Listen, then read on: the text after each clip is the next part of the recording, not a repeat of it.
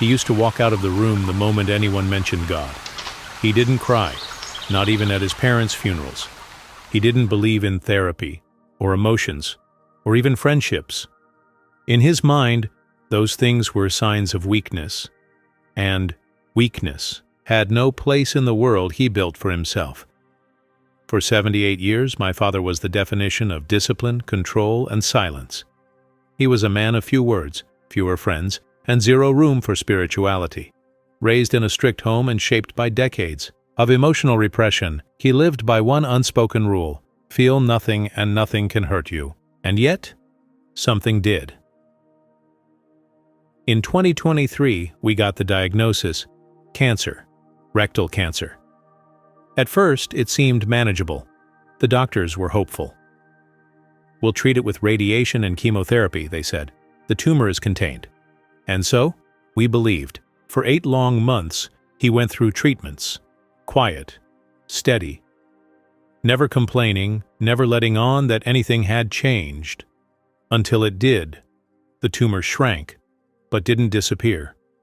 Surgery became necessary. We held our breath. But miraculously, in April of the following year, scans showed no signs of metastasis, no cancer cells. It felt like we'd escaped something bigger than we understood. We were wrong. In October, a new scan revealed tumors throughout his lungs and liver. Dozens of them. Surgery was no longer an option. From that moment on, my father would undergo chemotherapy for the rest of his life. They gave us 5 years. Maybe. But this story isn't about dying. It's about something else entirely. It's about awakening. Let me give you some context about who this man really is. He never smoked.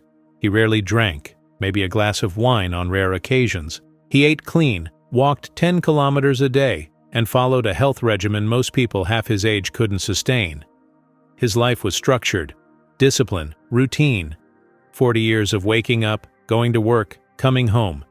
Repeat. No vacations, no indulgences, no exceptions. He was the kind of man who saved every dollar for when it's needed, usually meaning illness, emergencies, or survival. And yet, after a heart attack and now cancer, the question echoes in all of us. How can someone who lived so right be facing something so wrong? The doctors talk about cellular mutations, DNA changes, and genetic factors, but no one has a full explanation. And that's where my reflection began to shift. What if the cause isn't just in the body? What if there's more? My father is a man of knowledge. He holds 2 degrees and has spent his life reading, studying, absorbing the world through books. And yet, for all his knowledge, he never explored the realm of spirit. He never prayed, never set foot in a church, never allowed conversations about faith at the dinner table. If we brought it up, he'd leave the room, muttering under his breath, refusing to engage. He'd say, "There's no proof." He'd say, "It's all superstition." But sometimes, silence hides something deeper than skepticism. Maybe fear, maybe grief, maybe pain that never had a voice. Even emotionally, he was distant. Cold, some would say. He never cried. He rarely smiled. At his parents' funerals, he stood still, dry-eyed, unmoved. No one dared ask how he felt. We all knew the answer would be the same. I'm fine. Except he wasn't. He had no close friends, no social life. His world was his wife, his 2 children, and 2 grandchildren, and even that circle felt distant at times. He rarely traveled, only twice, and never outside the country. But one day, he surprised us. He mentioned wanting to visit the land of his ancestors. My heart lifted. "Let's go," I said. "Let's make it happen." He shut it down instantly. Why waste money on something so pointless? And just like that, the door closed again. That moment broke something in me, and my mother. We realized he wasn't just set in his ways, he was locked in them. Rigidity wasn't just a habit, it was his identity. Looking back, I wonder, can emotional repression, spiritual denial, chronic isolation make us sick? Every study says humans need connection, We're wired for love, laughter, touch. We need meaning. And yet he denied himself all of it. No friends, no faith, no softness, no space to grieve or express or grow. And now his body carries that weight, a weight decades in the making. But here's the twist. Here's where the story takes a turn no one saw coming, because something is changing. Something inside him. Something was changing. It didn't happen overnight. There was no grand declaration, no tearful confession. But little by little, something softened in my father. The man who never spoke of faith began whispering words that sounded like hope. The man who once scoffed at prayer started saying things like, "Maybe God still has a plan." At first, I thought I misheard. Then I thought it was fear talking, that old panic, the one that creeps in when death feels near. But the weeks passed, and the shift remained. He began waking up earlier, not for his long walks, which the chemo had now limited, but just to sit quietly at the kitchen table, hands clasped, eyes closed. He never said, "I'm praying." But he didn't need to. For a man who once couldn't sit through a conversation about anything spiritual, this silence was louder than any sermon. There's something sacred about quiet awakenings, the ones that don't need lightning bolts or hospital miracles, the ones that happen in the stillness, in the quiet hours before sunrise when no one's watching, and that's exactly how it unfolded. He began smiling more, not big, expressive grins. That wasn't him, but soft ones, gentle, the kind that said, "I see you, I'm still here," and perhaps most incredibly, he began talking to people at the hospital, in the chemo room. On Tuesdays, while others sat pale and tired, hooked to IV bags, my father started walking from chair to chair, checking on strangers like a seasoned nurse. He'd say, "Give it 5 hours, you'll leave here stronger than you came in," and people listened. Not because of what he said, but because of how he said it. There was a new light in his eyes. Emotional transition, and yet, part of me stayed cautious. Sometimes, right before death, patients experience a sudden burst of energy, a moment of clarity, the so-called rally before the goodbye. I've seen it. I feared this was it. But the weeks passed, then months, and instead of fading, my father kept rising. He returned to his walks, not 10 kilometers, but a solid hour every day. He helped my mom around the house. He even started working again, not because he had to, but because he wanted, listening to. And somewhere along that path, he began believing, not in a religion, not in a doctrine, but in something bigger. He started saying things like, "I think someone's looking out for me." He started believing he could heal, or at least that his life still mattered. It was stunning and humbling. This was the same man who once told me, "Feelings are a distraction." Now he sits next to strangers and asks how they're feeling. And he listens, really listens. It makes me wonder, what pain did he carry all those years? What grief did he bury so deep it turned to stone inside him? There's one wound I believe never healed. The relationship with his father. He never spoke of it, not directly. But in every silent reaction, every closed door, every refusal to show emotion, the echo was there. He'd inherited his father's armor, and he wore it well. But now, piece by piece, that armor is coming off. Maybe cancer didn't destroy him. Maybe it revealed him.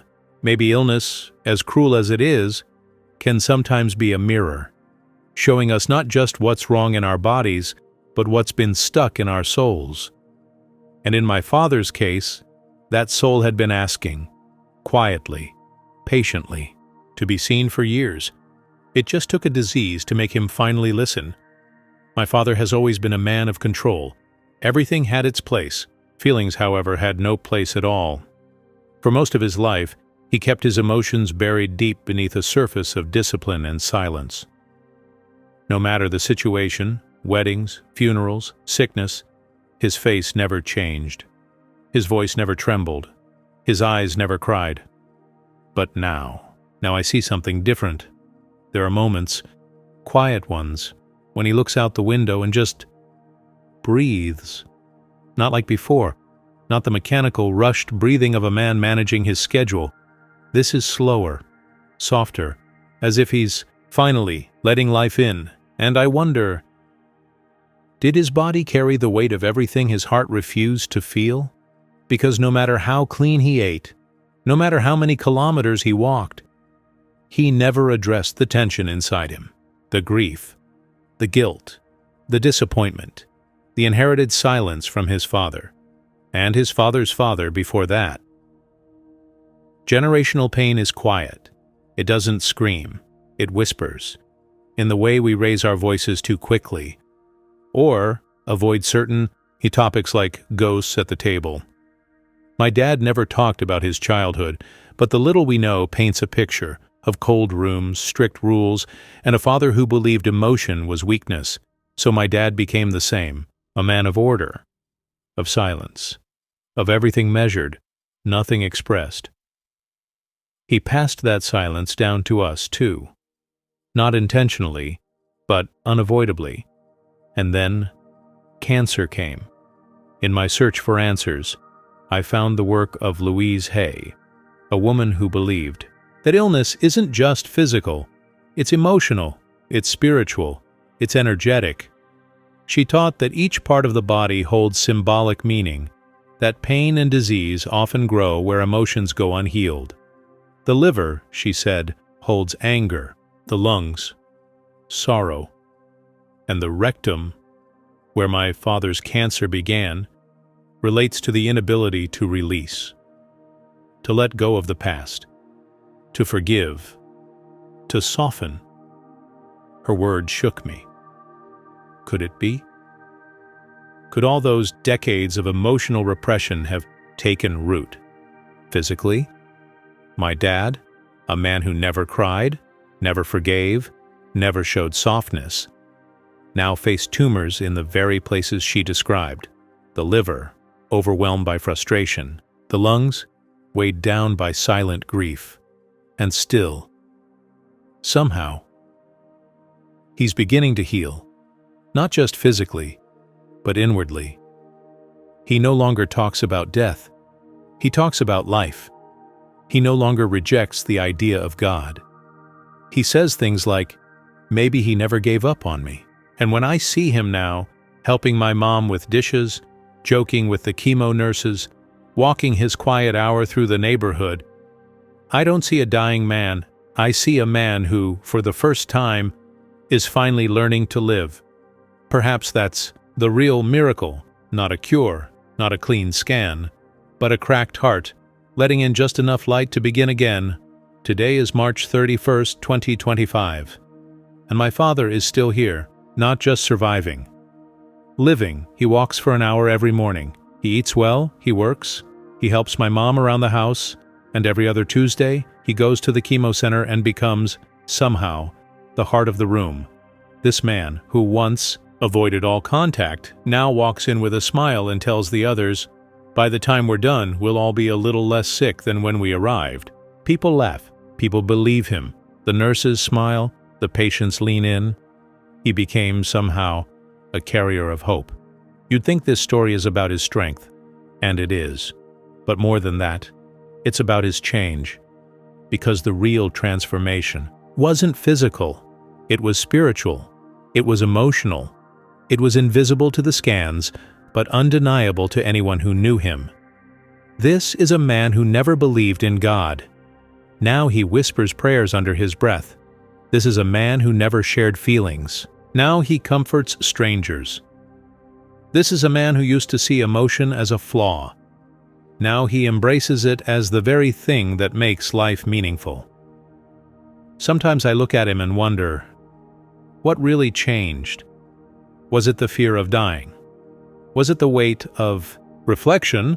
Or was it something even more sacred? Was it grace? Because that's what it feels like. As if life, or perhaps something greater, gave him one more chance. Not to travel the world, not to become someone new, but to finally meet the version of himself that had been waiting all along. You see, when someone in the family gets sick, the lesson isn't just for them, it's for all of us. It's a mirror held to our hearts, asking, are you really living? Are you holding on to resentment that no longer serves you? Are you punishing yourself for past mistakes? Are you locked inside beliefs that don't allow joy, connection, or faith? Because here's the truth. We're not just called to survive this life. We're called to feel it, to share it, to forgive, to connect, to heal.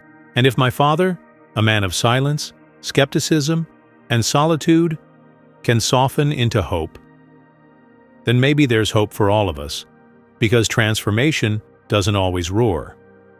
Sometimes it arrives quietly, in the soft grip of a hand, in a shared smile in a chemo room, in a whisper to a God you once refused to believe in. And so we come to the end of this story, but not the end of his life. My father is still here, still walking, still working, still smiling in a way that feels new, even after 78 years. He may not have beaten cancer, but he broke something bigger, the wall around his heart. And in its place, something beautiful has grown. Connection, compassion, faith. Not the kind you read in books, but the kind that lives in a small act of kindness on a Tuesday morning, in the smile of a man who once believed in nothing, now helping others believe again.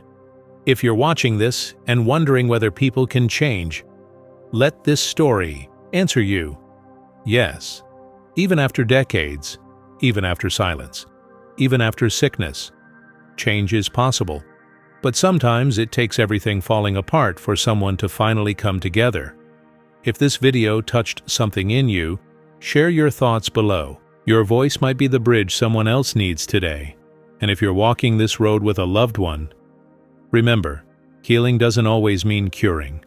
Sometimes it just means finally living with your heart open. Thank you for being here, for listening, and for honoring the story of a man who, just when we thought he might be leaving, chose instead to begin. With love and deep respect for life's most unexpected awakenings.